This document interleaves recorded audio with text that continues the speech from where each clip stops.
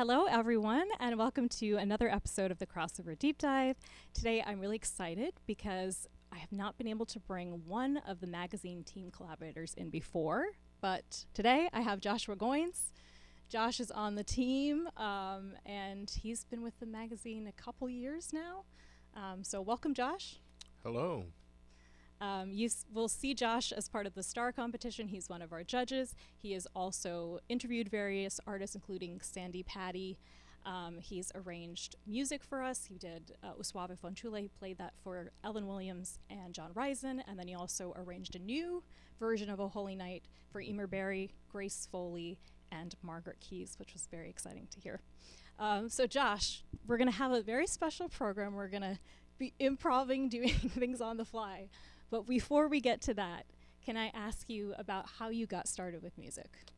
Sure. Church is where I got started. That's my introduction to live music and performing. And what age were you?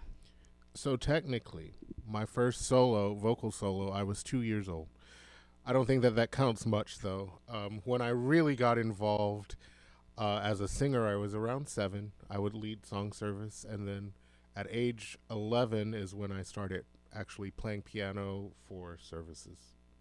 And you were, because I think I was that same period, it was kind of the period of Charlotte Church when that was coming out, the kids singer. So yes. Did you have any aspirations at that point to sing, or did you want to take on the piano? Or both. I wanted to do both. Yeah. That was my early inspiration too. So I think we were all kind of judging ourselves by what was possible at that point. So obviously you continued in music. We met at university. Mm-hmm. And I think one of the special things about Josh, first of all, he's the best pianist I work with. But secondly, is your versatility. So tell us a little bit. Obviously you're going to play, we're going to sing. What are some of the other things you do in music? I do a lot of arranging, or I did a lot of arranging. Conducting, singing. Yeah, I like to do. I like to be behind the scenes. I like to do collaborative stuff with piano. I am an organist as well, so a lot of church playing and organ, very toccata stuff. And you've been like a minister of music. In fact, you are currently, and also you've been a music director for different shows, right? Yes, I'm glad you reminded me of my resume.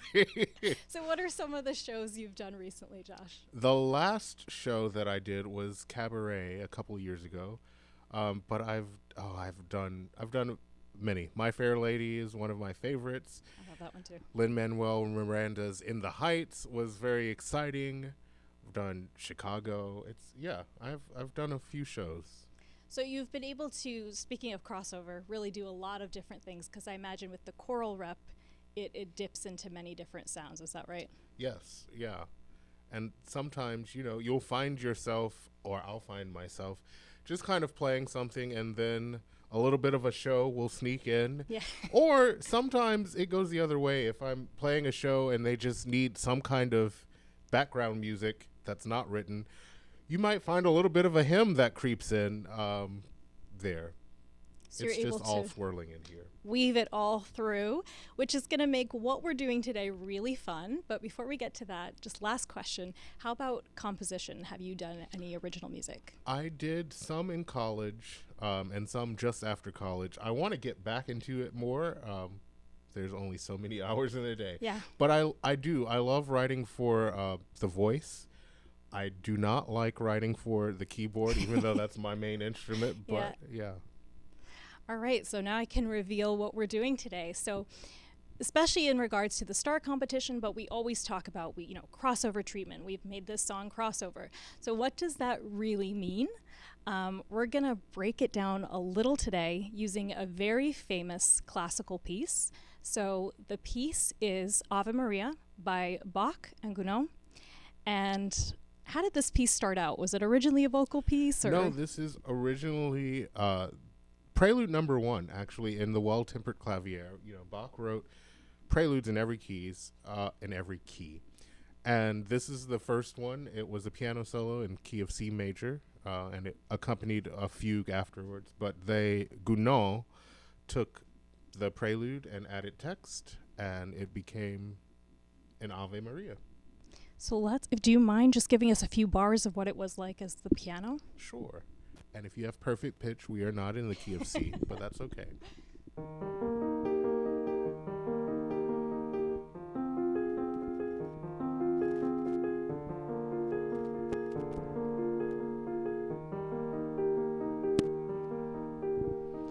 It's done a lot at weddings. Yes, I was going to say that. And is this also part, I'm just thinking, is it part of the liturgy of a mass or no? I mean, an Ave Maria is often done in funeral masses. Yes. But I don't know that this is where I'm showing my ignorance. I'm not sure it's actually part of the liturgy. Yeah, I couldn't remember either. Okay. So now that it's gone on, Gounod has added the lyrics. Josh and I are going to now sing it together, where we've done basically no rehearsal. And we were trying to do it that way so it would still be very fresh and improvisational. So we're going to both try and remember the words and take it from here.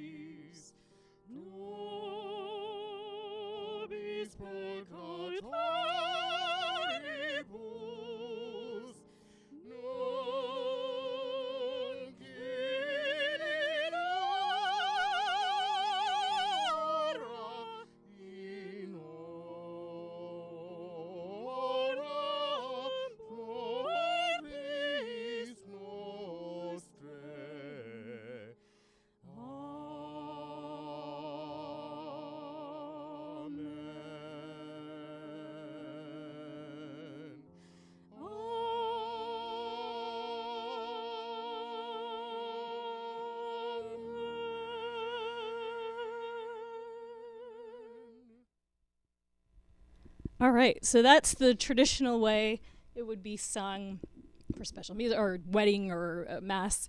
So now let's think about how we can make this crossover. So there's a couple different ways, right? We can change the instrumental, we can change the vocal. What do you think we should start with?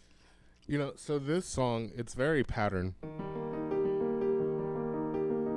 And so when I think of patterns, my brain instantly goes to the late great Stephen Sondheim, because he's like the master of pattern. So I think that this would work well in kind of like a tribute to Sondheim.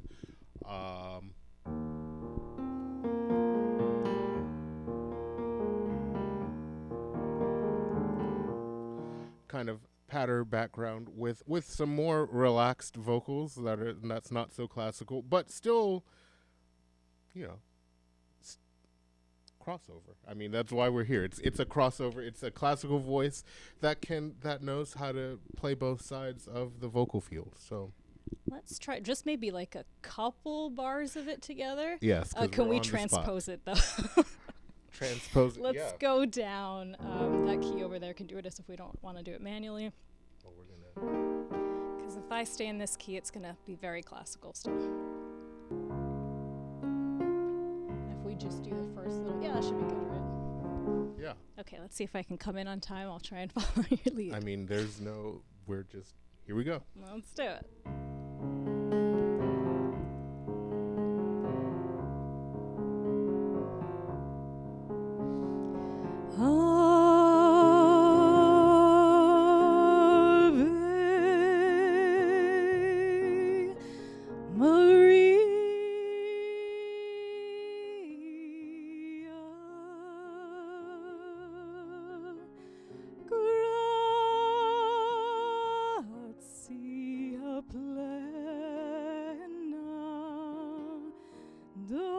And that's where about I'm gonna end. Good. I mean, I think that gives the idea of what it could be. Yeah. And I think maybe too, if it was a Broadway voice that could really belch, which I'm not a belcher, but that would be fun once it gets to the upper ending of that piece. Definitely. What about gospel? Could you think we could turn this into a gospel piece? I've been amazed. Almost anything can be gospelized. So this one's on you to sing, though, Josh. Oh boy. All right, and this is just off the cuff. Let's see what happens.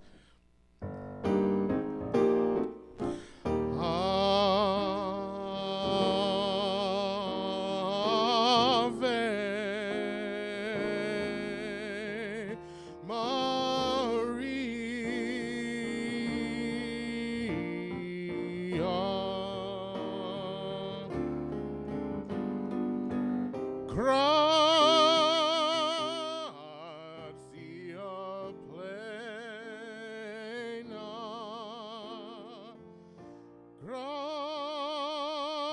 Dominus tecum. Anyway, that's just a little, I don't know that I've ever heard Latin gospel, so that was weird to me, but it was.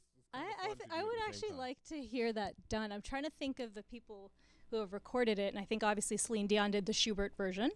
Mm-hmm. I'm trying to think, did Whitney ever do Ave Maria? If she did, it probably would have been the Schubert version, but I don't know if she did, honestly. Yeah. And even recently, when we're speaking about this crossover thing, Beyonce and her Cowboy Carter album, she used, which is one of the most standard, we all have to learn this song. Everyone, from In day fact, one. I think we hear it so often that as singers it gets to be... It's the eye roll, really. Yeah. So, Caro mio ben. Yeah, Caro mio ben. And she intertwined it very beautifully in a different song, gave it a new character. It was nice, yeah. Yeah, so it's nice when we see a lot of people that are classically trained and then they add in different influences, but it's also nice to see someone in the popular world then do the reverse and just get some new flavors. And it definitely brings more attention to the piece, because now every voice student is going to be excited to sing Caro mio ben, which, yes, hey. You're going to have some kids that never wanted to do classical and they get assigned that piece. They're going to have the recognition with Beyonce and they'll be interested in doing it. Can I ask you a little bit about what you're changing? So obviously it's arpeggios that's playing regularly in the piano. So when you switched it to gospel, I'm going to put you on the spot, but what are some of the differences that you do? Is it more like blocked chords that happens, or? Yeah, with piano and gospel, in my head, yeah, there's a full band behind me. There's bass and there's drums. I obviously don't have that. So I'm trying to keep some rhythm going in there, but also just some simple chordal movement.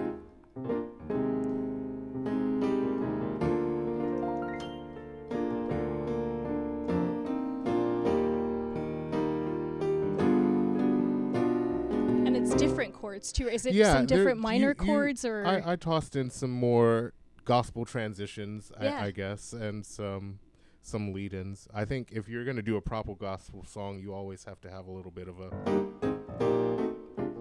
just a little lead in that lets you know, this is not Gounod and Bach anymore. It's different. Okay, so what else can I throw at you? Would you rather do like a jazz or a rock? Oh man. What would you feel more comfortable giving a few measures? My inclination is to say jazz. Jazz. Okay. But I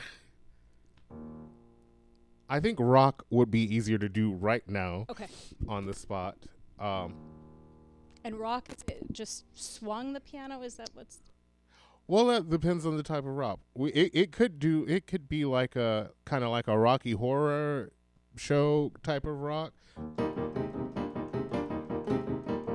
This would be a really moving Ave.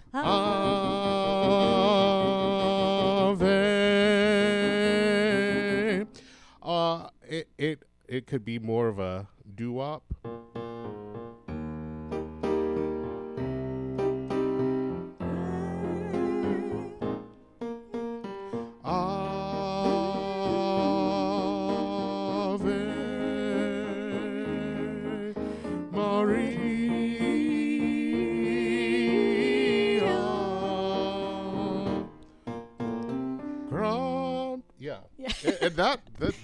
This is fun and also kind of funny at the same time. It is, because it's on the spot and we're just thinking these combinations. Yeah, and also I think you do it so intuitively, and then when we ask to break it down, it's a little bit like, what am I doing now? Yeah. So another thing that's very common in crossover, we've done the transposition, which just changes the character of the voice. Obviously, if you go up, it's also going to change it in a different way. One of the contestants in Star, Adriana Zarzu, had a very high voice, so she could probably do it up the octave. I cannot. But another common thing they do is taking the original language and transposing it. The most common direction is that you'll take a pop song and you put it into Italian, because everyone loves to sing in Italian. The vowels are very open. It lends itself to a more operatic tone. Thank you, Andrea Bocelli. Andrea Bocelli, Josh Groban. Yep. They popularized that easy listening, a little bit of operatic sound, although I think Josh is really a Broadway kid at heart. Yeah, I think so. Yeah. So for this one, I've gotten some English lyrics, so maybe we stay in this key.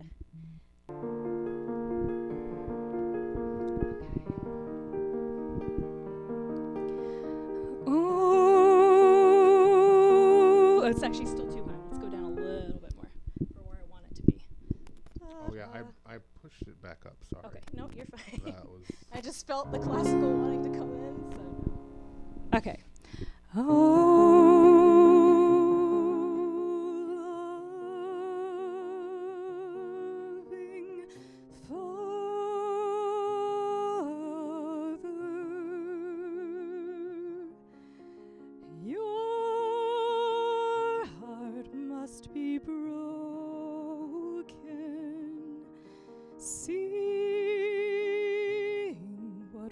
Done down here, and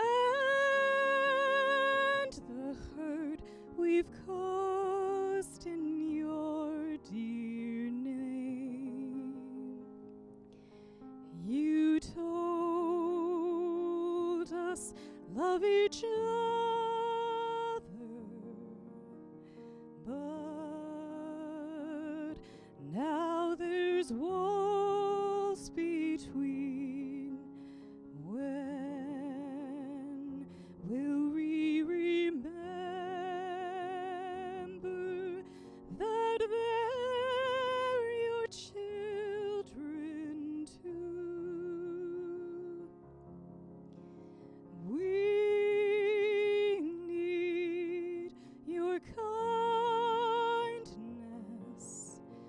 We need your boldness to change the world.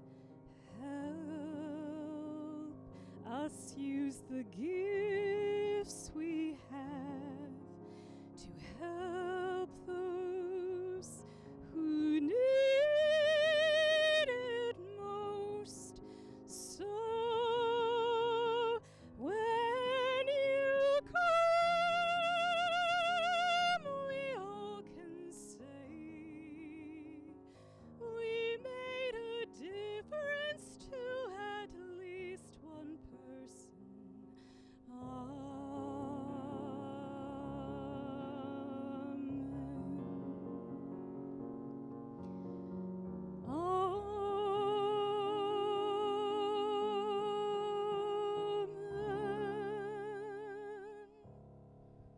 besides the little flatness. That's what it would be if we're changing the language. You know, that's cool. And I would say if you, with the language change, sometimes you would change the instrumentation. Okay. Now, I am not Aztec savvy, but I think this guitar sound, just try a little bit of that. Yeah. With the guitar. Okay. Guitar. Ready. Oh,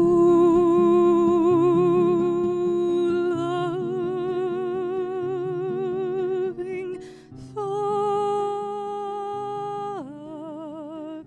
Can we do one, like a half step lower, maybe? Because it's still like, I have an idea of what I want it to sound like, and it's not quite there yet. Maybe it's just a different person's voice that I'm imagining, but okay, let's try it here. All right.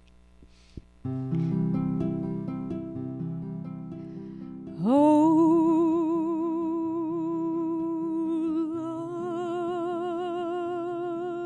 loving Father,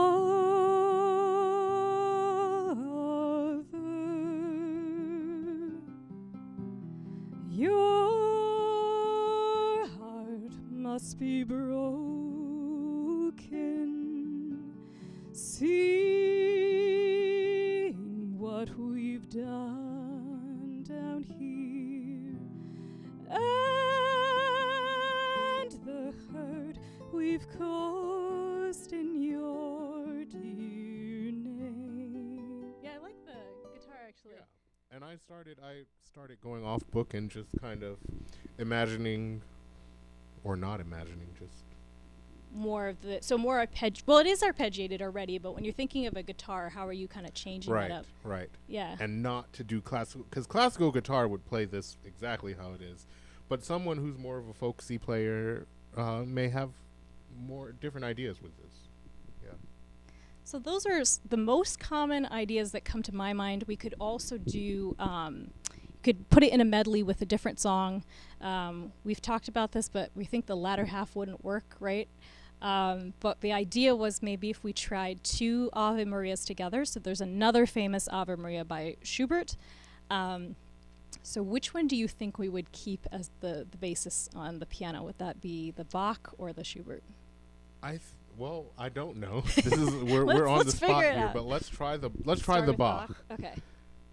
Good luck, everyone involved here. Oh, wait. Let's remember how the Schubert goes. Ave Maria, right? Yes. Da, da, da, da, da, da, da. Now I'm gonna put this back in the original key with the piano again. Hello, piano.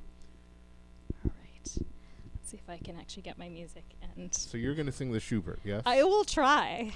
And I will attempt to do the Bach singing. Okay. Let's see. Oop, I did the wrong one.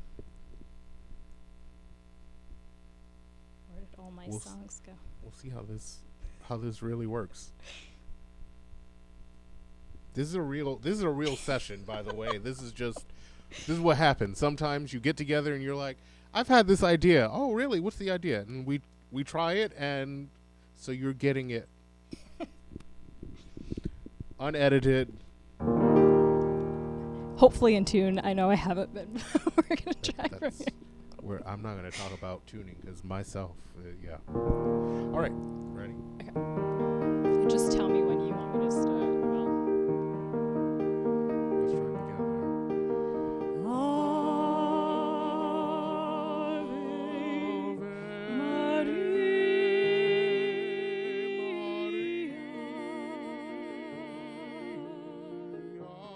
maybe if I slow down. So far, it kind of works.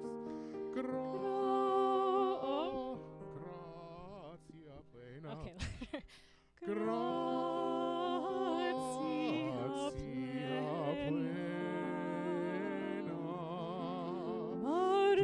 Okay, I think I missed the key. There we go. Yep. Well, that was a cacophony of different things. I'm sure if If you we did really it wanted more. to do it, Yes. we could sit down and actually arrange it, and it'd be something. I don't know if it'd be a little bit tighter. Maybe better. much slower on the Schubert, maybe, and it has to.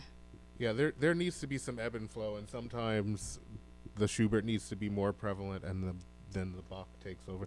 it's a good thought, and that works with I mean, in churches where I use it the most, because you'll have hymn settings of the same text, and they're known to different tunes by many people, and sometimes you do both tunes, maybe not together.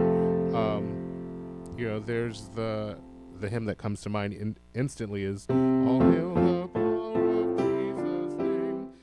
Also has the tune "All Hail the Power of Jesus' Name."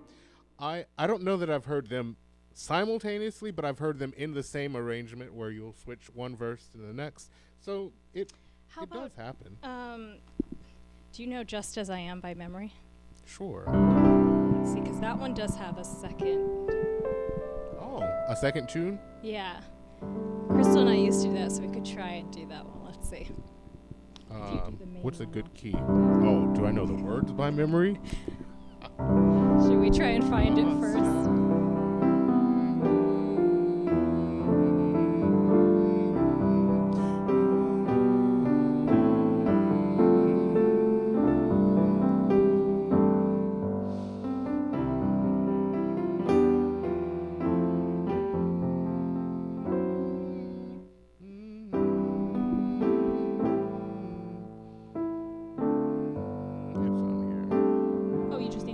Yeah. So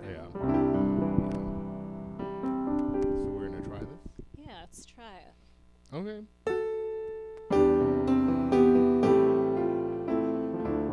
This is a good key for me.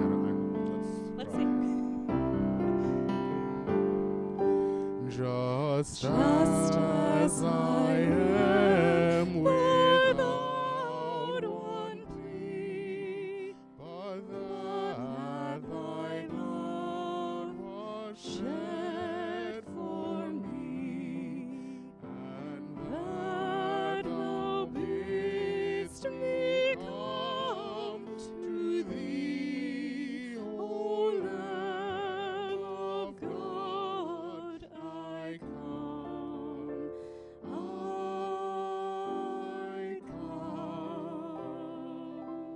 It's not as tight as it used to be when we did it more regularly. This is on the spot. Yeah. Cool. Okay, so that's an example of that. Is there any other way you can think of making things? I mean, we could do a descant, but I don't want to do that on the spot. Yeah. So a descant is when, like, the person is singing, for example, Josh would be singing the regular melody, and then a soprano would come in and do some higher notes. What's an example of a song that has that? It's a really pretty version of Joy to the World that Charlotte Church does that has that. Oh. Guide Me, O Thy Great Redeemer. Do you know that one?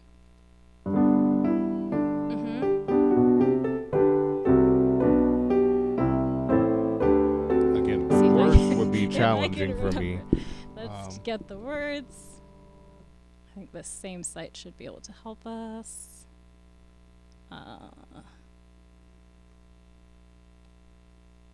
There was a time when I was younger. That sounds funny, but when I was younger, I would have known all the words. But now I know.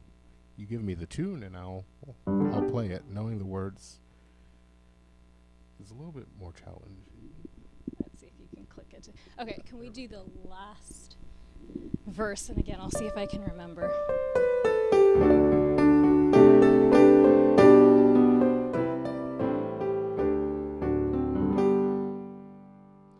When I tread the verge of Jordan, bid my anxious fears subside.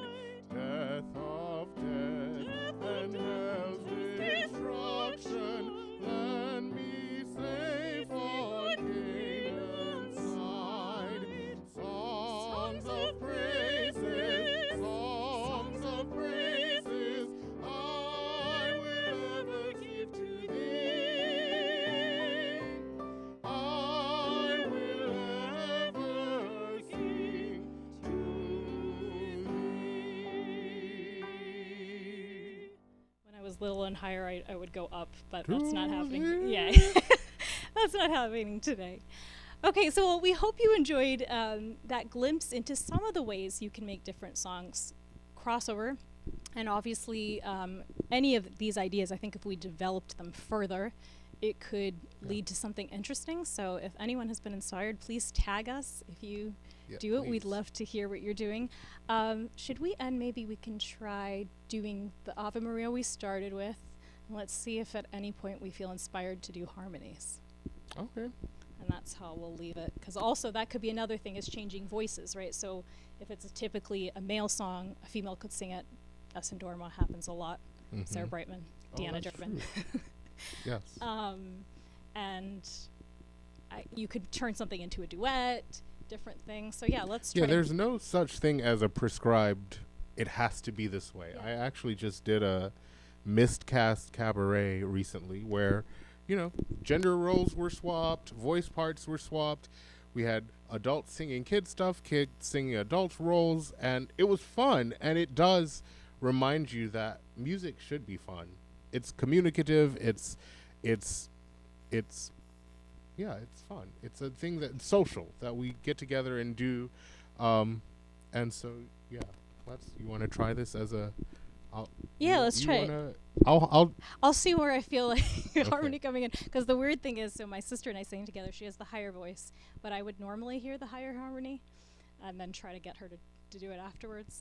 But I guess the last thing I'll say is, in terms of crossover, I think as somebody that went through a more formal system where we did have to be quite strict during our juries, obviously, when we were getting judged, it is nice to be able to just have freedom to explore different things, because that's what the composers were doing back in the day. They were breaking rules. They were creating, remember, was it the Triton that was the forbidden? Can you play that? Oh yeah. This sound was forbidden. It could not be done in churches. And then, composers started coming in. They did it. They changed the instrumentation. And, even though today it was not my vocal finest, but this is an example, I think, of just like you said, fun, doing something different. So again, we hope this inspired you, different change, not just an interview style this time. And then we'll go out attempting to do some harmony. Here we go.